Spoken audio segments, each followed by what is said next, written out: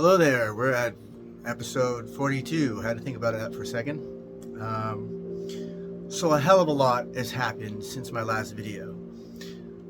So the theme of this video, I guess we're gonna call it the good and the bad.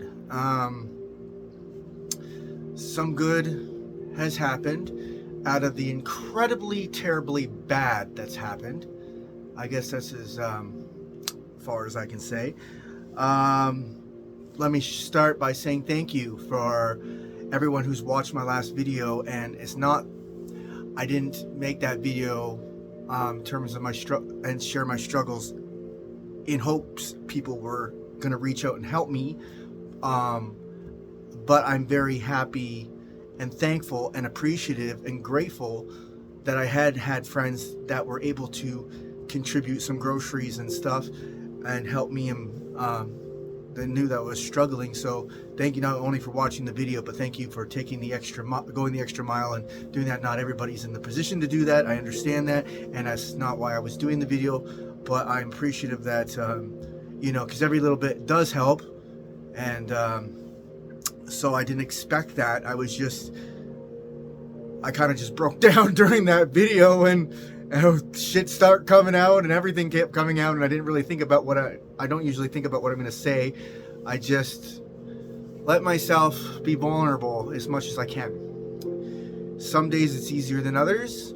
Sometimes I'm an emotional wreck and I can't shut up, and I don't have that filtering out what I shouldn't probably be saying. And I know sometimes I probably do need that, but these videos are supposed to be a therapeutic tool for myself and hopefully help other people. So I'm not really going to beat myself up of what should or shouldn't be. I do think about it from time to time. I'm guilty. So my dog Xander died going what it would have been in his 14th year. Devastating. That's why I haven't really been around. I took a little bit of a hiatus, and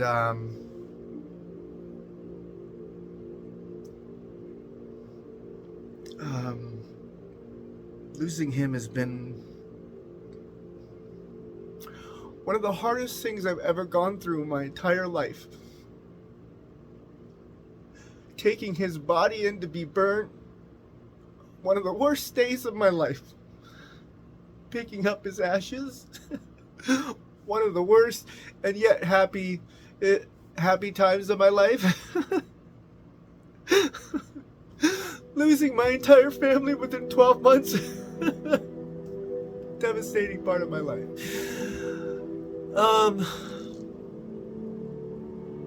It's just some things you can't fucking plan. There's some things you can't control.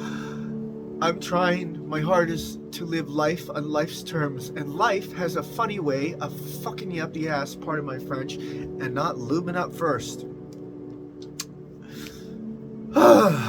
It is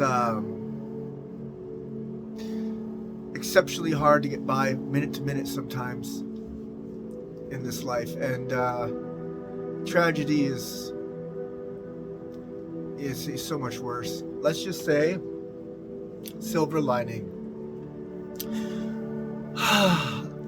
I desperately was trying to grasp onto the silver lining because I was having a hard time accepting there was one.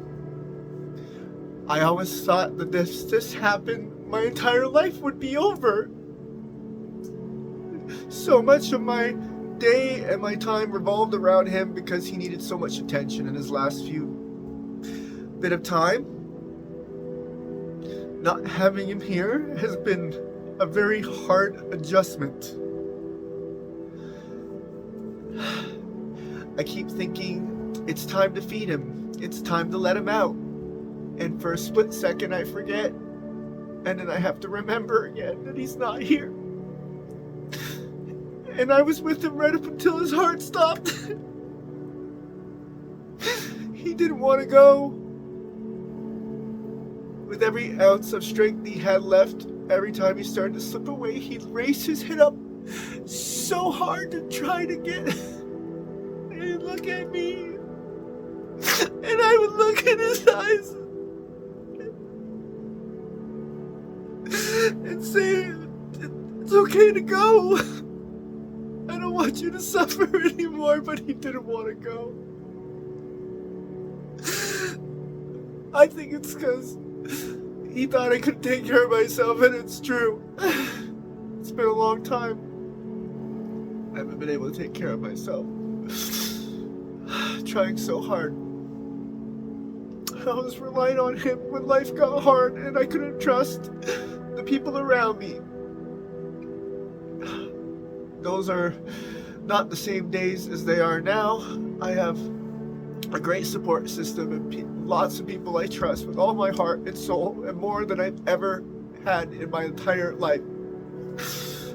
You would not believe the outpouring of people that were, when he died, my phone was blowing up so much it wouldn't stop going off. People didn't stop stopping by.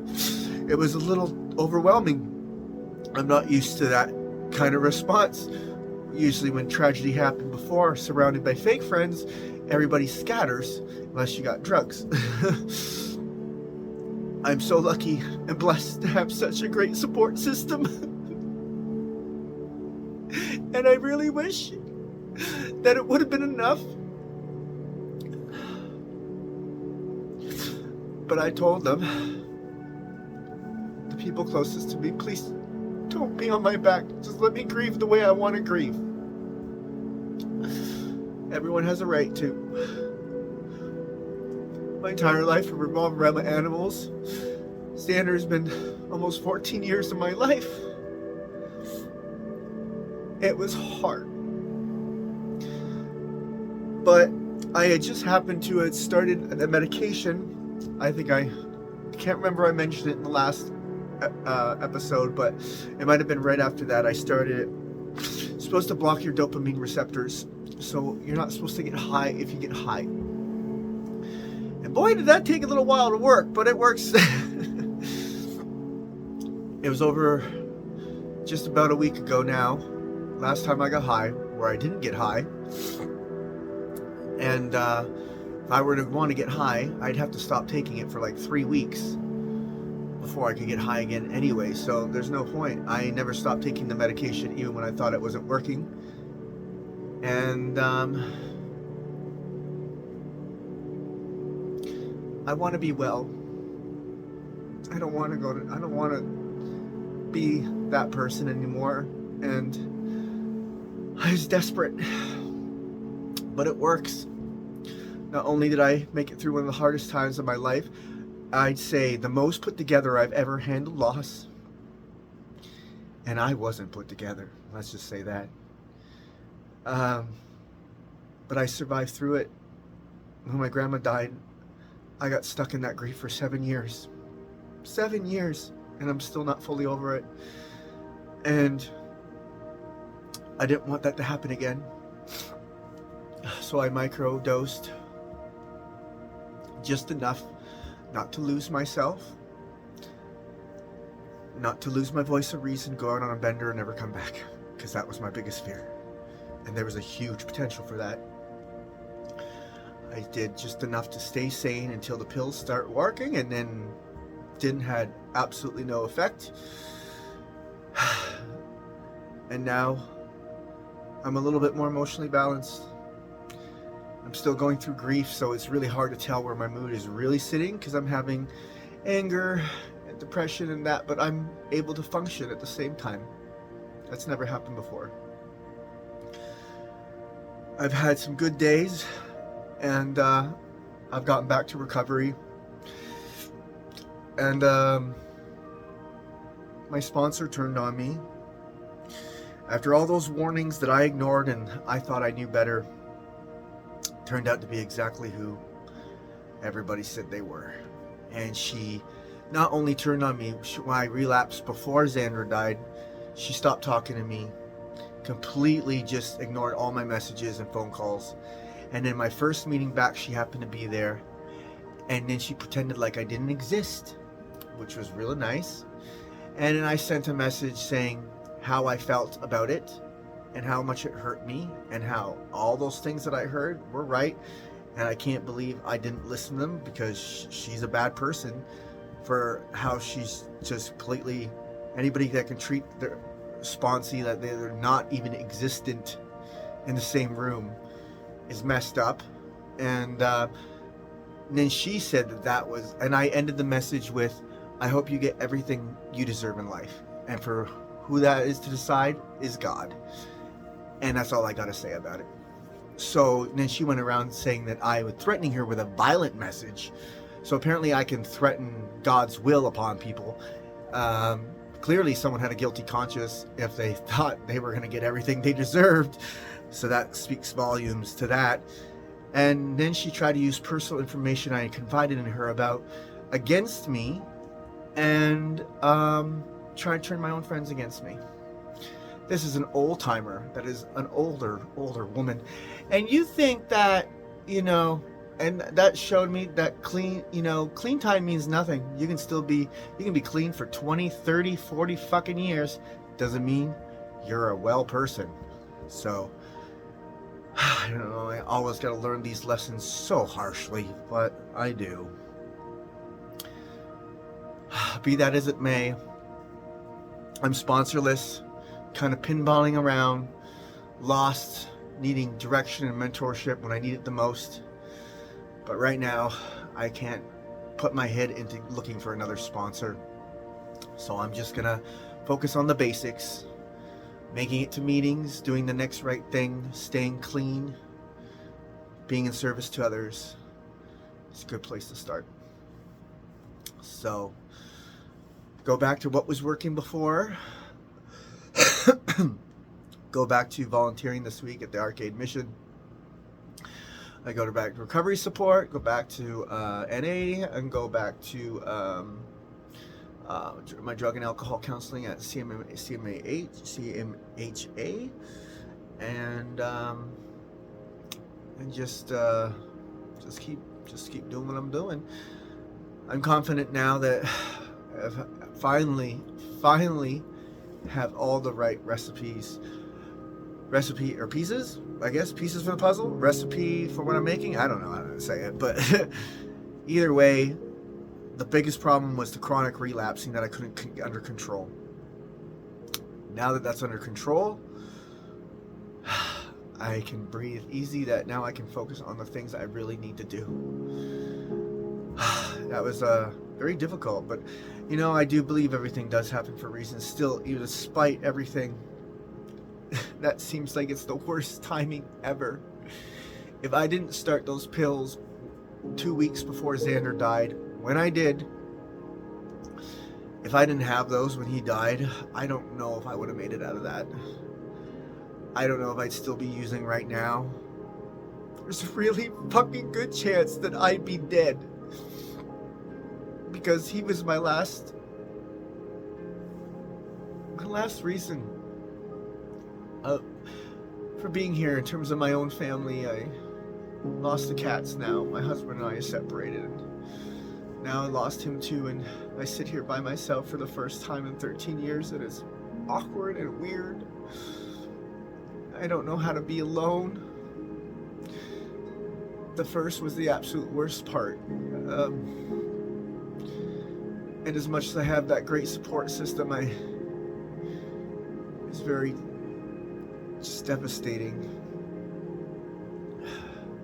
I'm learning right now how to live one day at a time. I'm learning how to live alone, be alone, I guess. I was really worried because a lot of my daily responsibilities were tied into him, and now without those, I had the potential to go absolutely crazy. So when he died, I can relapse, be gone for days. I have no one to answer to. I don't have him to come home to check on, and that was the greatest potential, to lose myself completely and not come back. And those pills made it so I could, I guess. It's scary, but I really don't think I'd be here right now without them. So that was good timing. It had to have been. So now I have new days of different, I guess, no really responsibilities. I don't know what to do. My old schedule doesn't exist. It's not needed. I don't know how to say it. It's relevant. So now I'm trying to get into a new routine, a different routine. And I've been doing these healing breathwork classes. Is absolutely remarkable. They're free online on Wednesdays through Soul Dimension. Sylvia, her name is. She does them. They're absolutely, truly amazing. They release all this pent-up emotion that you repress. I saw this like white light, and this like released all this anger and crying and hostility, and I've only done a few classes, but it's fucking amazing. And I talked to a lot of professionals, and they say they live by this breathwork stuff. And it's just changing how you breathe. And I only do it's like barely 15 minutes once a week. But apparently there's huge, enormous benefits. If you do it like every day, at least once a day, every day. It helps your body change how it absorbs carbon dioxide and oxygen and all this stuff. It's super cool. But I highly suggest it to anybody struggling. Honestly, it's super easy. The most easiest thing you can do, because you're breathing anyways. You're just changing the way you breathe for 15 minutes. And the effects you get from even one time is insane. I hysterically cried, and then I couldn't stop, and then there was this calmingness, and then I don't know, and then I just went into this kind of trance kind of thing. It was super, super intense, but super highly recommended to anybody, everybody. You literally can't go wrong with this. Anything you think that you don't even know that you're hiding these emotions subconsciously, and it will just let all that shit out. And then you feel like $1,000 okay, well maybe like $1 million, but you feel great afterwards, because you feel this nice release of all this repression. Just and you're oh, you need I don't know, a cigarette or something afterwards. But yeah, no, I'm super happy to be taking those classes. So this is my first week back. Has been my first week back. I did promise Xander before he died I would get my shit together. I said, you can go. I promise I'll get my shit together. And then I had to run my hands down his face and push his eyes down until he went. So I made that promise, and I'm not going to break that promise. I know I have to find a way to go on. I know it sucks right now, but he loved me so much, and I loved him more than anything in this world, and I never thought I could love anything more than myself so much. I was such a selfish person until I got him. I never put anybody before me. And it was all about him. And I kind of just faded in the background. But at this point in my life, I needed it to be about me again. So I can't help people if I can't get myself together. And that's the mission. It's the core mission. I am going to help people. And there's no ifs, ands, or buts about it. I have a path. Through all of that, I kept getting positive affirmations. Always the same freaking things. 11-11, every fucking day. 11-11. Every fucking day. 555, 555, 555, 444, 333, 222. Every day. Almost every single day. Just randomly look at the clock every time. Always line up. It's never happened before.